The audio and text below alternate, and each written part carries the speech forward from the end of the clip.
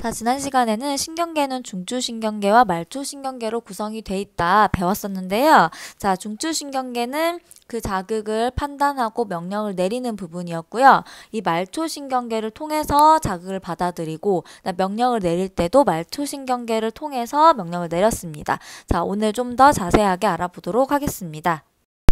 자, 먼저 중추신경계를 보시면요. 중추신경계는 뇌와 척수로 구성되어 있습니다. 여기서 말하는 척수는요. 척추랑은 다른 겁니다. 척추는 뼈이고요. 그 등에 있는 뼈, 등뼈이고요. 척수는 등뼈 속에 있는 신경이 척수이기 때문에 척추와 구별을 하실 수 있어야 되겠습니다.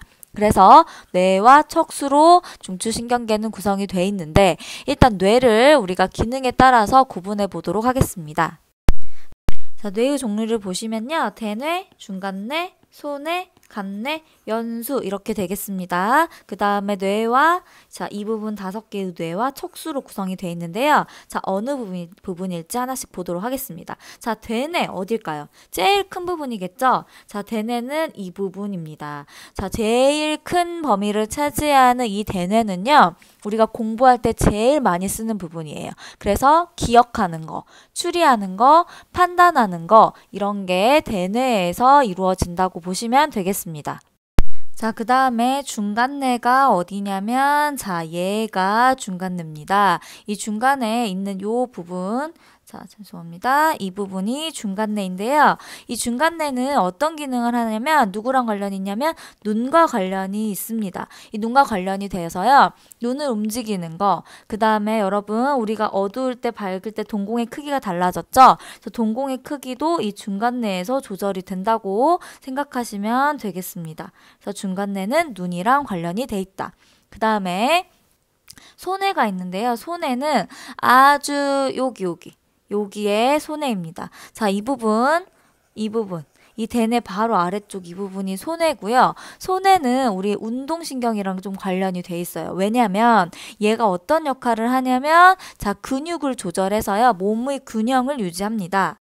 자, 그 다음에 중요한 게 이제 간뇌인데 간뇌가 여기 사이에 있는 이 부분이 간뇌입니다. 간뇌가 왜 중요하냐면요. 체온을 일정하게 유지시켜 줄 수 있는 부분이 간뇌예요. 그래서 간뇌는 우리 몸의 어떤 상태를 일정하게 유지시켜 주는 그 역할을 하는 부분이고요. 자, 그 중에 우리가 가장 체온이 있겠죠.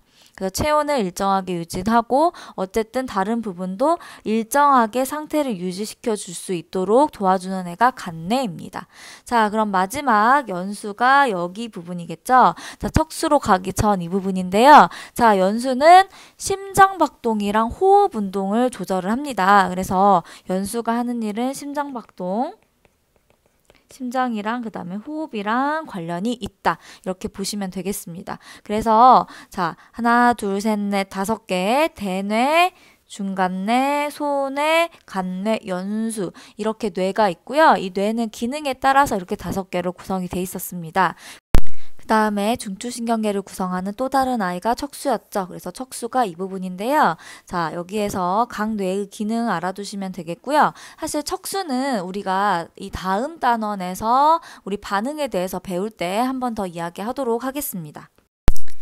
근데 여기서 미리 알고 가자면 무의식적 반응이라고 있어요. 무의식적 반응은 말 그대로 무의식이에요. 그 대뇌에서 판단을 하지 않는다는 거죠. 그래서 무의식적 반응 같은 경우에는 우리가 어떤 게 날라왔을 때 자기가 판단하지도 않았는데 몸이 그냥 피해지는 경우가 있는데요. 이런 무의식적 반응에서는 척수가 그 역할을 담당을 합니다.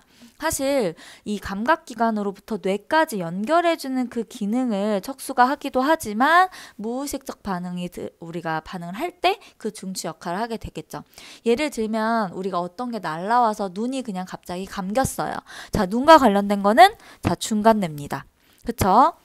근데 공을 던졌는데 공을 받아야겠다 해서 받아야지 하고 받았을 때는 대뇌의 명령을 받은 거예요. 우리가 생각을 하고 공이 날아오는 것을 보고 받는 건데 어떤 게 그냥 날아와서 나도 모르게 피하는 경우는 그것은 척수가 담당한다고 보시면 되겠고요. 이런 반응에 대해서는 다음 시간에 좀 더 알아보도록 하겠습니다. 자, 다음은 말초신경계인데요. 말초신경계는 감각신경이랑 운동신경으로 구성이 되어 있습니다.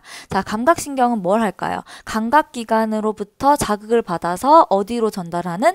중추신경계로 전달하는 그 역할을 합니다. 자, 그러면 운동신경은 무슨 역할을 하냐면 중추신경계와 연결을 해서 뭐를? 운동기관을.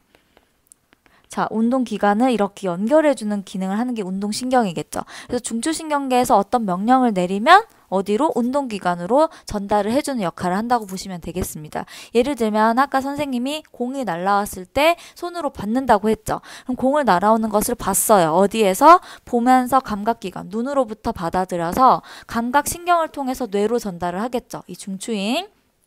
거기에서 대뇌로 갑니다. 아, 보았다. 근데 그 공을 받아라. 이렇게 명령을 내립니다.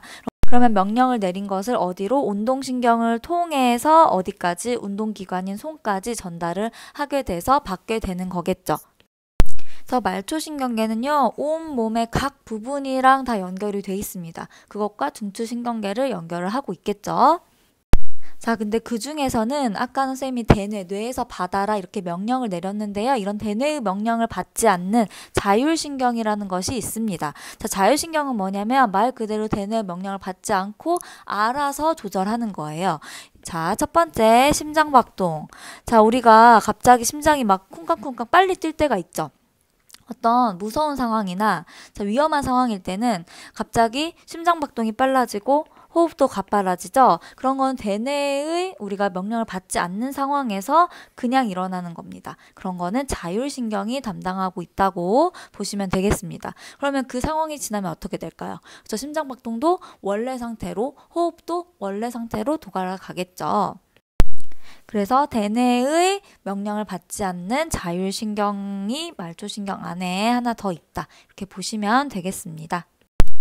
자, 그래서 이번에는 뇌의 기능, 중추신경계에 포함되는 뇌의 각 뇌의 기능과 그다음에 중추신경계와 말초신경계의 또 각각이 하는 기능을 알고 오시면 되겠습니다. 수고하셨습니다.